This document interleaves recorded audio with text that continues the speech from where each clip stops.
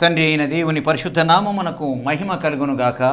క్రీస్తునందు నా ప్రియమైనటువంటి శ్రోతలకు ప్రభునామమున శుభములను వందనములను తెలియచేస్తూ జీవవాక్కుల కార్యక్రమంలోని దేవుని మాటలు వినడానికి ప్రేమపూర్వకంగా ఆహ్వానించుచూ ఉన్నాను. బైబిల్ గ్రంథం నుంచి ఒక మాట చదువుకొని సందేశంలోనికి వెళ్దాం. దానియేలు గ్రంథము 9వ అధ్యాయము 23వ వచనము. నీవు బహుప్రియుడవు, నీవు బహుప్రియుడవు, నీవు బహుప్రియుడవు. ప్రార్థన చేద్దాం. ప్రభువైన దేవా, గొప్ప తండ్రి, వందనములు, స్తుతులు, స్తోత్రములు చెల్లిస్తున్నాం నాయన.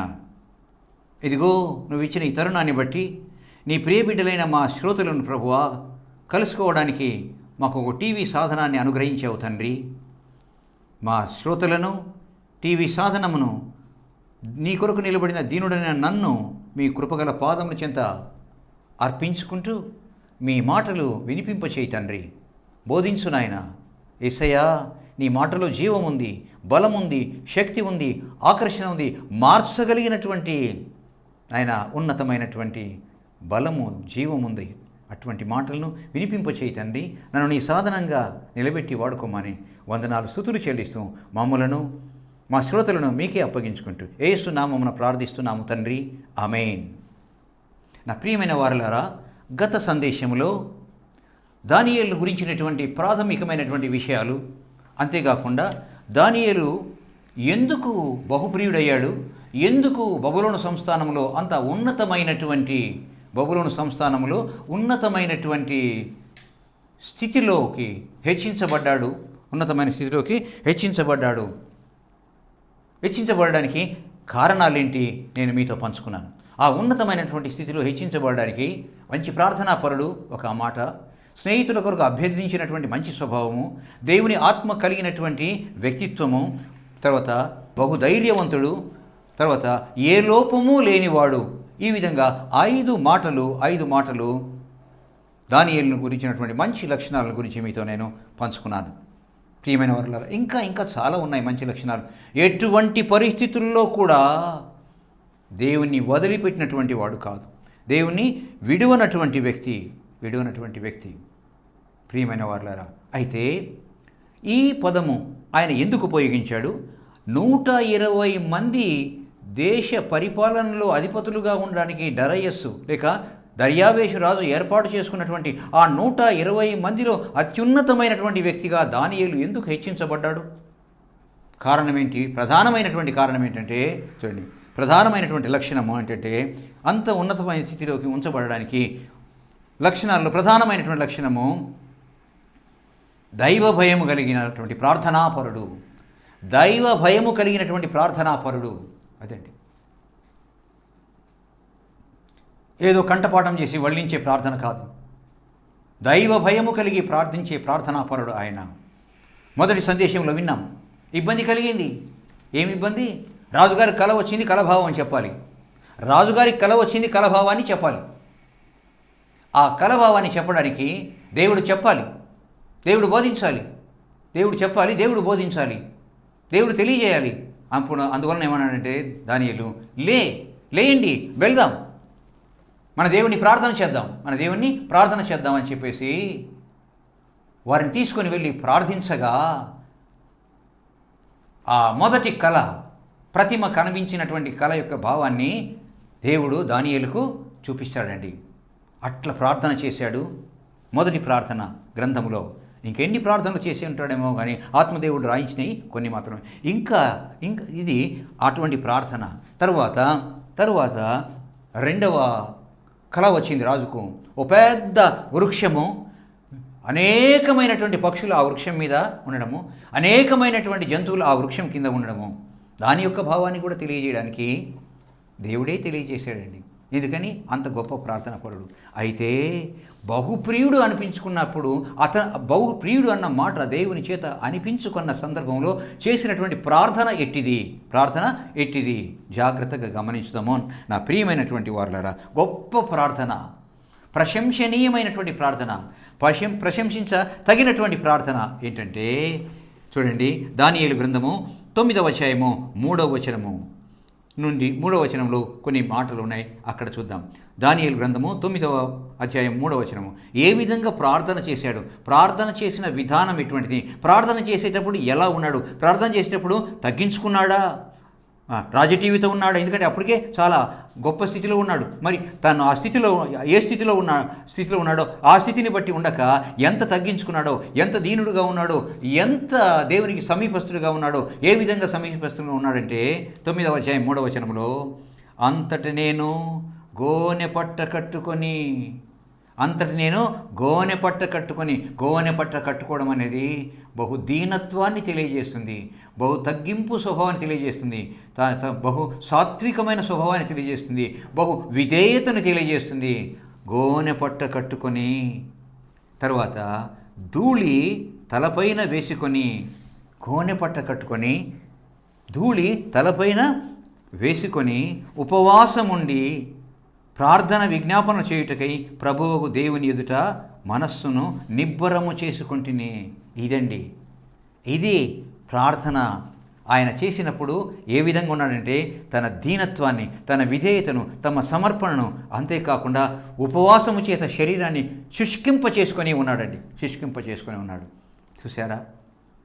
అంతట నేను గోనె పట్ట కట్టుకొని ధూళి తలపైన వేసుకొని ఉపవాసం ఉండి ప్రార్థన విజ్ఞాపన చేయుటకై ప్రభువగు దేవుని ఎదుట నా మనస్సును నిబ్బరము చేసుకుంటుని. ప్రార్థన చేయడానికి ఏ విధంగా సిద్ధపడ్డాడో చక్కగా వ్రాయబడింది, చక్కగా చెప్పబడింది. చెప్పడమే కాకుండా అలా ఉన్నాడు. చూచారా? అలా ఉన్నాడు. నా ప్రియమైనటువంటి వారలారా, ఇది ప్రార్థించుటకు దానియేలు సిద్ధపరచుకున్నటువంటి విధానము. అత్యంత విధేయత, భయభక్తులు వ్యక్తం చేయబడినటువంటి విధానము. ఎందుకు ఆలకించడు దేవుడు? ఎందుకు అనుగ్రహించడు దేవుడు?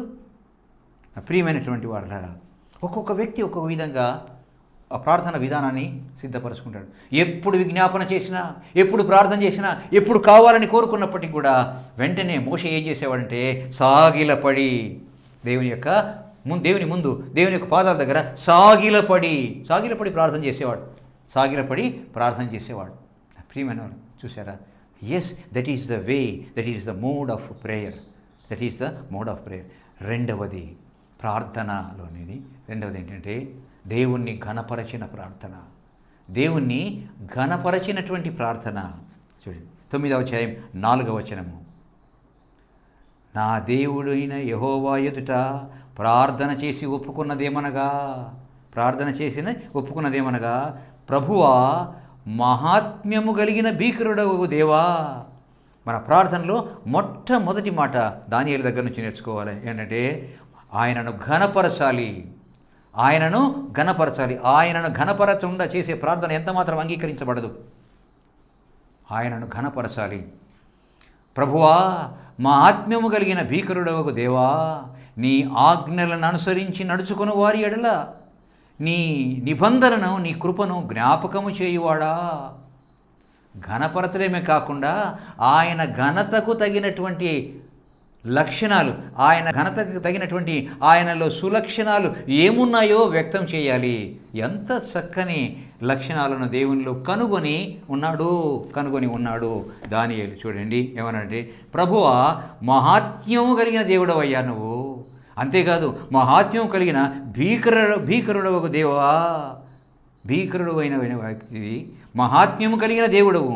నీ ఆజ్ఞలను అనుసరించి నడుచుకుని వారి ఎడలా నీ నిబంధనను జ్ఞాపకం చేసుకుని వాడా. నీ ఆజ్ఞలను అనుసరించి నడుచుకుని వారి ఎడలా నీ వాగ్దానాన్ని, నీ నిబంధనను, నీ యొక్క మాటను, నీ కృపను జ్ఞాపకం చేసుకుంటావయ్యా నువ్వు. చూసారా? ఎంత చక్కని మాట ఆయనకు ఆపాదిస్తున్నాడంటే దేవుణ్ణి ఘనపరచిన ప్రార్థన. మొదటి మాట ఏంటంటే, ప్రార్థన చేసే సమయంలో ఏ విధమైనటువంటి శారీరక విధానాన్ని కలిగి ఉన్నాడో. That is number 1. నంబర్ 2 ఏంటంటే, దేవుణ్ణి ఘనపరచిన ప్రార్థన. నా ప్రియమైనటువంటి వారరా, elevating the greatness of God, ఆయన యొక్క గొప్పతనాన్ని ఎలివేట్ చేయడము. మూడవది ప్రార్థనలో ఇంకొక మంచి లక్షణం, దానియేలు ప్రార్థనలోని మరొక మంచి లక్షణం ఏంటంటే, పాపపు ఒప్పుకోలు. నా ప్రియమైన వారులారా, పాపపు ఒప్పుకోలు మన యొక్క కోరికలను, విజ్ఞాపనలను, అవసరతలను ఇతరుల కొరకు తీసుకొచ్చి ముందు పెట్టడం కాదు. అది కాదండి. పాపపు ఒప్పుకోలు, పాపపు ఒప్పుకోలు. దీనులమయ్యా, దరిద్రులమయ్యా, ప్రార్థించడానికి అర్హత లేని వాళ్ళము, నీ పాదాల దగ్గరికి రానిటువంటి వాళ్ళము, మేము తప్పు చేసినటువంటి, పొరపాటు చేసినటువంటి దీనులము, దరిద్రులము ప్రభువా, క్షమించవా. పాపపు ఒప్పుకోలు ఉండాలి ప్రార్థనలు.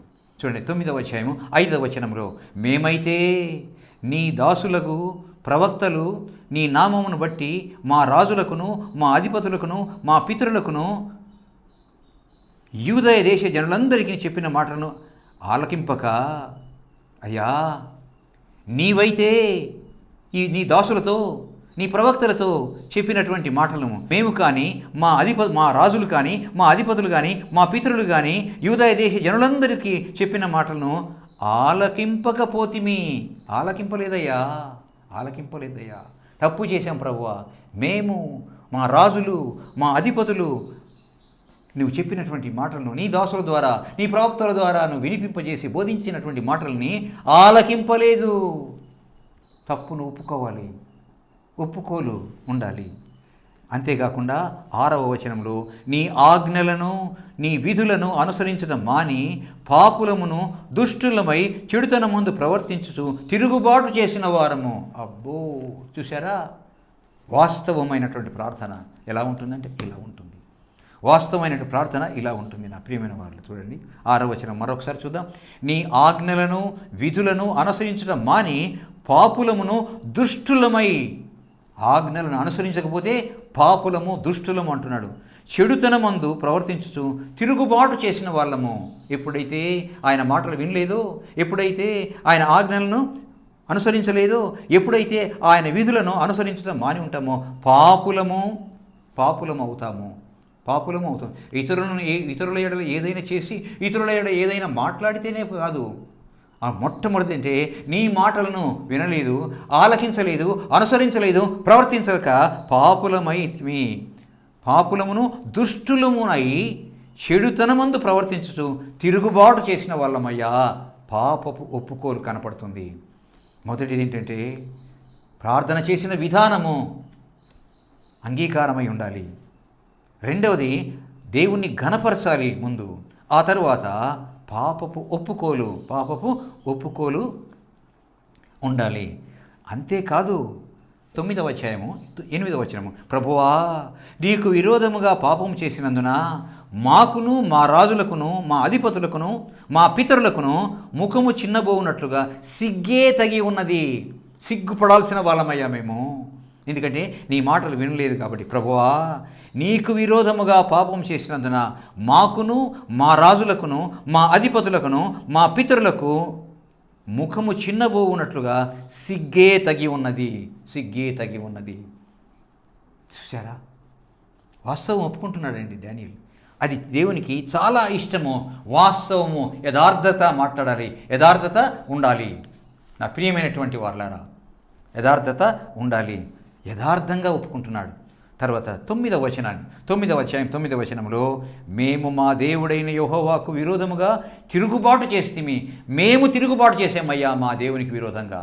లేకపోతే ఈ బానిస జీవితము, ఈ దాసత్వము మాకు వచ్చిండేది కాదు. పరాయి దేశంలో మేము ఈ విధంగా ఉండేవాళ్ళం కాదు. హీనంగా, హేళనగా చూడబడే వాళ్ళము కాదు. ఎందుచేతనంటే మేము మా దేవుడైన యెహోవాకు విరోధముగా తిరుగుబాటు చేసి ఒప్పుకోవాలి. ఒప్పుకున్నాడండి. అంతేకాకుండా ఇంకా మేము చేసాము, మా పితరులు చేశారు, మా రాజులు చేశారు, మా అధిపతులు చేశారు. ఎందుకని వాళ్ళని గురించి ప్రార్థన చేయాలి? ఎందుకని వారిని గురించి ప్రార్థన చేయాలి? పితరులు చేసినటువంటి పాప ఫలితము బిడ్డలు అనుభవిస్తామేమో. అందువలన వారు చేసిన తప్పులను వారిని క్షమించయ్యా. ఎంత మంచి ప్రార్థన!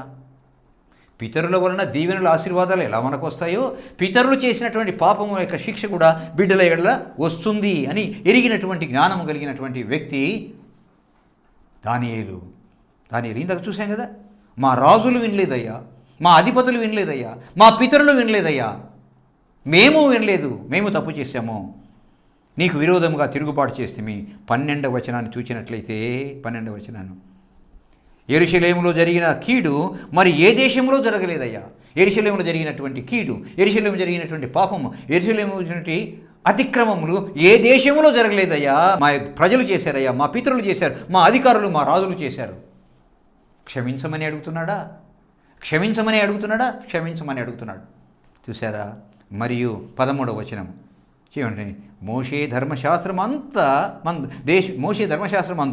వ్రాసిన కీడంతయు మాకు సంభవించినను మేము మా చెడు నడవడి మానకపోతిమి. మోషే ధర్మశాస్త్రమందు రాయబడిన కీడంతయు మాకు సంభవించినను మేము చెడు నడవడి విడవకపోతిమి.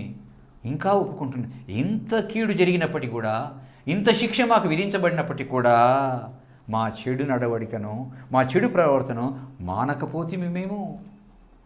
ఈ ఒప్పుకోలు దేవునికి చాలా ఇష్టము. అవి ప్రార్థనలో ఉండాలి. ప్రార్థన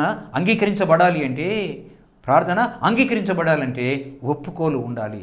అది దేవునికి చాలా ఇష్టమైనటువంటిది. నేర్చుకోవాలి. నా ప్రియమైన శ్రోతలారా, మన ప్రార్థనలు ఎలా ఉన్నాయి? మన సంఘాల్లో ఇలా ఉన్నాయా? మన ప్రార్థనలు ఇలా చేస్తున్నామా? జాగ్రత్త సుమా. దేవుడు హెచ్చరిస్తున్నాడు. కాలం సమీపిస్తుంది, మన అంతము ముగిపోతుంది, ప్రభు రాకడ సమీపమైంది. ఎలా ఉంది మన ప్రార్థన? ఎలా ఉంది మన ఒప్పుకోలు? చూసా 13వ వచనము చూడండి. ఇంకా నీ సత్యమును అనుసరించి బుద్ధి తెలుసుకున్నట్లు మా దేవుడైన యెహోవాను సమాధానపరచుకొనకపోతేమి. అయ్యా, నీ కోపం పోవడానికి, నీ శిక్ష మా మీదకి రాకుండా ఉండడానికి మేము బుద్ధి తెచ్చుకున్నట్లు మా దేవుడైన యెహోవాను సమాధానపరచుకొనకపోతేమి. అయ్యా, నీ కోపం పోవునట్లుగా మేము ప్రవర్తించలేదయ్యా, సమాధానపరచుకోవడానికి మేము చేయలేదయ్యా, ఆ అడుగు ముందు వేయలేకపోయాము, తప్పైపోయింది ప్రభువా. చూశారా? You see this prayer. చేసిన విధానము, చేసిన సమయంలో ఉన్నటువంటి మరి వ్యక్తిత్వం ఎలా ఉంది? దేవుణ్ణి ఘనపరచాలి మొట్టమొదటిది. మూడవది ఏంటంటే తర్వాత పాపాన్ని ఒప్పుకోవాలి. మనము చేసిన పాపమే కాదు, మన పితరులు చేసిన పాపము, మన అధికారులు చేసినము, మన రాజులకు చేసినటువంటి, మన దేశస్తులు చేసినటువంటి పాపం. ప్రభువా, ఈ దేశం ఇలా చేసిందయ్యా, క్షమించయ్యా, వీళ్ళు ఇలా చేశారయ్యా, క్షమించయ్యా, నేను ఆరాధించడం లేదయ్యా, నేను ఒప్పుకోవడం లేదు ప్రభువా, ఈ విధంగా అవమానపరుస్తున్న నీ నామాన్ని, వారిని క్షమించయ్యా అని చెప్పేసి వారి కొరకు ప్రార్థన చేయవలసినటువంటి బాధ్యత ఉంది. దానియేలు ఒక మోడల్ ప్రేయర్ మనకు చూపించాడు. చాలా ప్రధానమైంది, దేవునికి ఇష్టమైన అది. తరువాత ఒప్పుకొనిన తర్వాత ఏం చేయాలంటే దేవుని క్షమాపణ అడగాలి. ప్రార్థన పాపం ఇలా చేశారు, అలా చేశారని, అయితే ఆ పాపాన్ని క్షమించమని అడగాలి. చేశాడా? ప్రార్థన చేసిన విధానం బాగుంది, దేవుని ఘనపరిచిన విధానం బాగుంది, పాపాన్ని ఒప్పుకున్న ప్రార్థన ఉంది, అయితే క్షమించమని కోరాలి కదా. చూడండి, అది కూడా అడుగుతాడు దానియేలు. 9వ అధ్యాయం 16వ వచనం. ప్రభువా 9వ అధ్యాయం 16వ వచనం. ప్రభువా, మా పాపమును బట్టి, మా పితరుల దోషమును బట్టి యెరూషలేము నీ జనుల చుట్టూనున్న నీ ప్రజల ఎదుట నిందాస్పదమైనది. యెరూషలేము నీకు ప్రతిష్ఠితమైన పర్వతము. ఆ పట్టణం మీదికి వచ్చిన కోపమును, నీ రౌద్రమును తొలగనిమ్మని నీ నీతి కార్యములను బట్టి విజ్ఞాపన చేసుకుంటా. అయ్యా, తొలగచేయ్యా, శిక్షించబాకయ్యా, పనిష్మెంట్ ఇవ్వద్దు ప్రభువా అని నీ నీతి కార్యములను బట్టి విజ్ఞాపన చేస్తున్నానయ్యా. చూసా? క్షమించమని కోరు. ఇప్పుడైతే మా దేవా, దీనిని బట్టి నీ దాసుడు చేయు ప్రార్థనను, విజ్ఞాపనను ఆలకించి ప్రభు చిత్తానుసారముగా శిథిలమైపోయిన నీ పరిశుద్ధ స్థలం మీదకి నీ ముఖ ప్రకాశము రాని మమ్మలను క్షమించు, మా దేశాన్ని క్షమించు. అంతేకాకుండా శిథిలమైపోయిన నీ యొక్క పరిశుద్ధ స్థలం ఉందే, యెరూషలేము దేవాలయం మీదకి నీ ముఖ ప్రకాశము రానీయ్యా, నీ యొక్క ముఖం యొక్క వెలుగును ఆ దేవాలయం మీదకయ్యా రానీయు, క్షమించమంటున్నాడు. చూసారా? ప్రార్థన ఎంత గొప్ప ప్రార్థన, ఎంత మంచి ప్రార్థన. ప్రార్థనలన్నింటినీ మనము ఒక్కసారి ధ్యానించినట్లయితే గొప్ప ప్రార్థనలు ఉన్నాయండి. సీరియల్ మెసేజెస్ ఇవ్వచ్చు నా ప్రియమైన వారలారా. తర్వాత చూసారా? తర్వాత దేవుడు నీతిగల దేవుడు అంటారు. దేవుడు నీతిగల దేవుడు, ఆయన న్యాయము కలిగిన దేవుడు, అన్యాయస్తుడు కాదు. ఆయన న్యాయము తీర్చే దేవుడు, నీతిగల దేవుడు ఆయన. 9వ అధ్యాయము 18వ వచనము. 9వ అధ్యాయము 18వ వచనము. God is righteous God. దేవుడు నీతిమంతుడైన దేవుడు, అన్యాయస్తుడు కాదు ఆయన, నీతి తప్పుడు ఆయన. ఆ మాటను దానియేలు ప్రశంసిస్తున్నాడు. చూడండి, నీ కనికరమును బట్టియే మేము నిన్ను ప్రార్థించుతున్నాము కానీ, నీ కనికరమును బట్టియే కానీ మా నీతి కార్యములను బట్టి కాదు. అయ్యా, ఇంత చెప్పినప్పటికీ కూడా మా నీతి కార్యములను బట్టి కాదు, మేము నీతిమంతులమని కాదయ్యా, నీ కనికరాన్ని బట్టి, నీ కనికరాన్ని బట్టి, నీ కనికరాన్ని బట్టి ప్రార్థిస్తున్నామయ్యా. లాజరును చనిపోయినప్పుడు లాజరును లేపాడు. లాజరును లేపడానికి మరియా మార్తలకు విశ్వాసం ఉందా? గొప్పవారా? ఈ విధమైన ప్రార్థన చేశారా? లేదే. ఎందుకు చేశాడు? ఎందుకు లేపాడంటే వాళ్ళ గొప్పతనాన్ని బట్టి కాదు, దేవుణ్ణి మహిమపరచడానికి, దేవుని యొక్క మహిమ కొరకు చేశాడు. దేవుని యొక్క మహిమపరచడానికి, దేవుని నామాన్ని గొప్ప చేయడానికి, మహిమపరచడానికి లేపాడే తప్ప వారిని బట్టి కాదు. అలాగే మనకు ఇంకా మేలు చేస్తున్నాడు ఆయన, మనల్ని పోషిస్తున్నాడు, జీవితాన్ని పొడిగిస్తున్నాడు, ప్రతి అవసరత తీరుస్తున్నాడు. ఎందుకంటే మన గొప్పతనం బట్టి కాదు, కానీ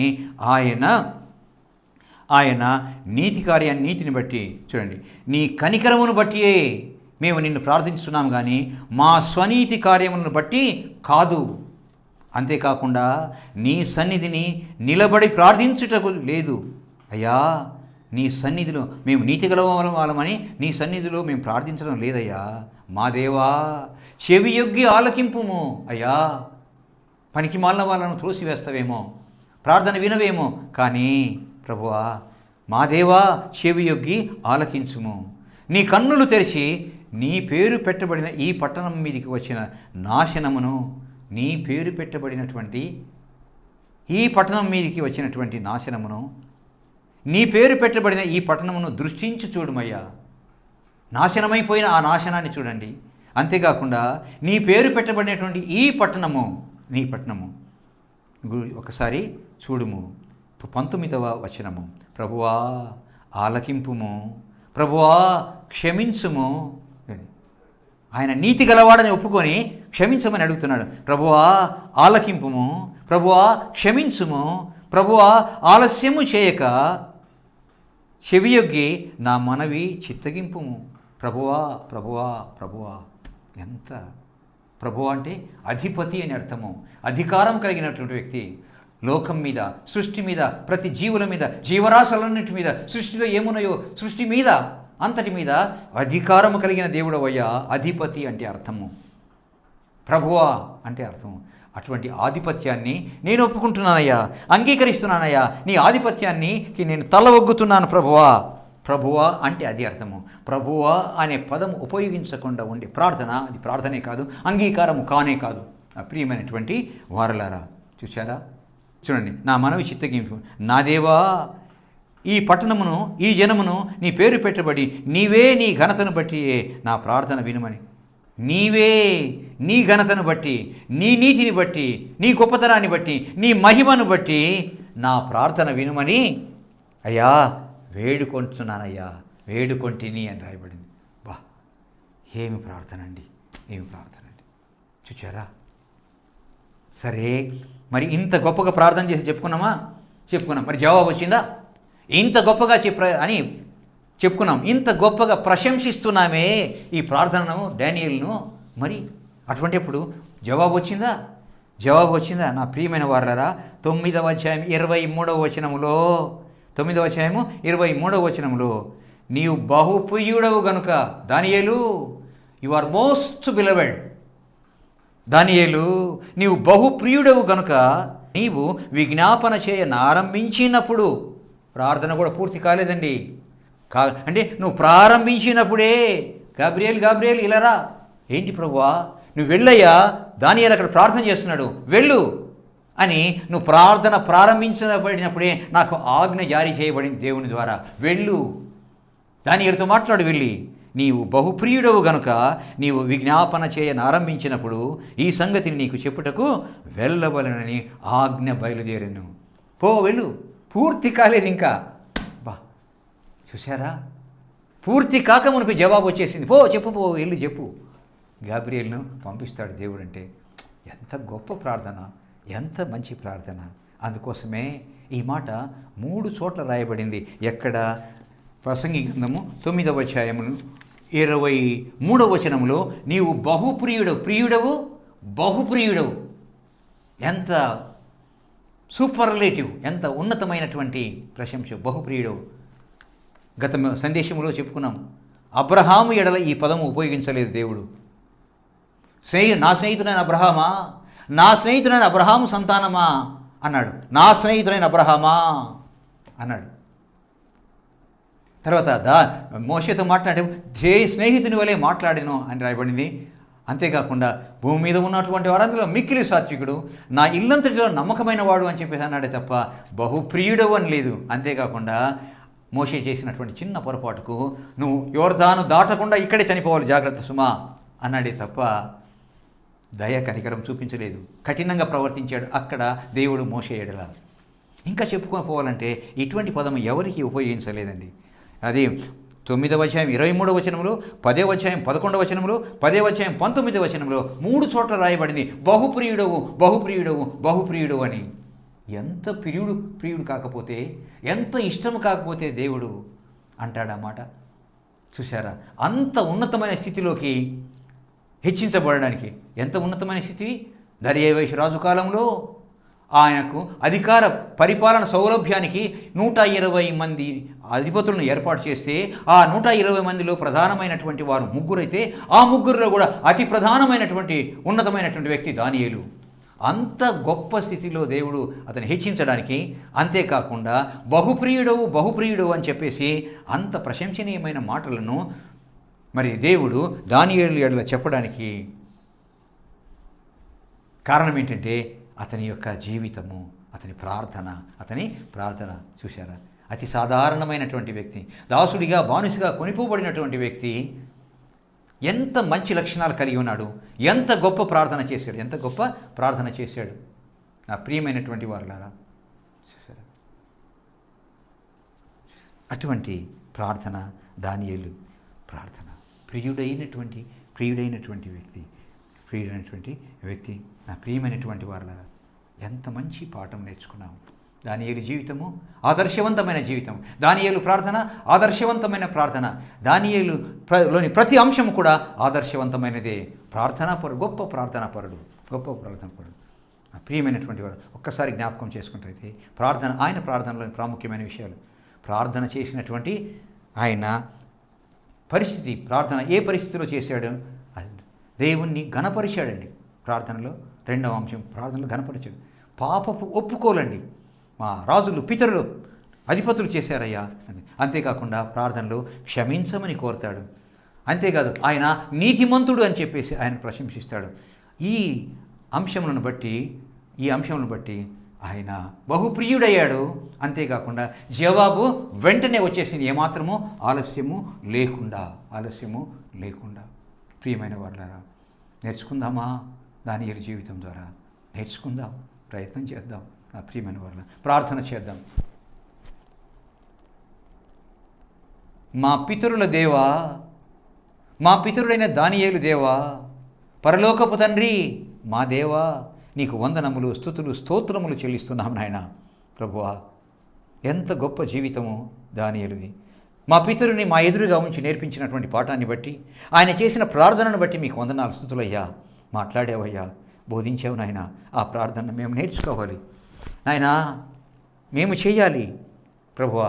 తద్వారా మేము ఆనందించాలి, నీ నామమును అనుభవించాలి ప్రభువా. సహాయం చేయి మాకు, మా సంఘాలకు తండ్రి ఉపయోగకరంగా, మా శ్రోతలకు ఉపయోగకరంగా ప్రభువా, ఫలింపు పొందే విధంగా ప్రభువా ఈ వాక్యము, ఈ సందేశం ఉండనిమ్మని ప్రభువా, వ్యర్థమైపోకుండా ప్రభువా మా శ్రోతలు విని గ్రహించి అన్వయించుకునే జీవితంలో ఆశీర్వదించబడినట్టు సహాయం చేయమని వందనాలు, స్తుతులు చెల్లిస్తూ యేసు నామమున ప్రార్థిస్తున్నాము తండ్రి. ఆమేన్. తండ్రి, కుమార, పరిశుద్ధాత్మ త్రియేక దేవుని దీవెనలు మా శ్రోతలకు అనుగ్రహించబడును గాక. ఆమేన్, ఆమేన్, ఆమేన్.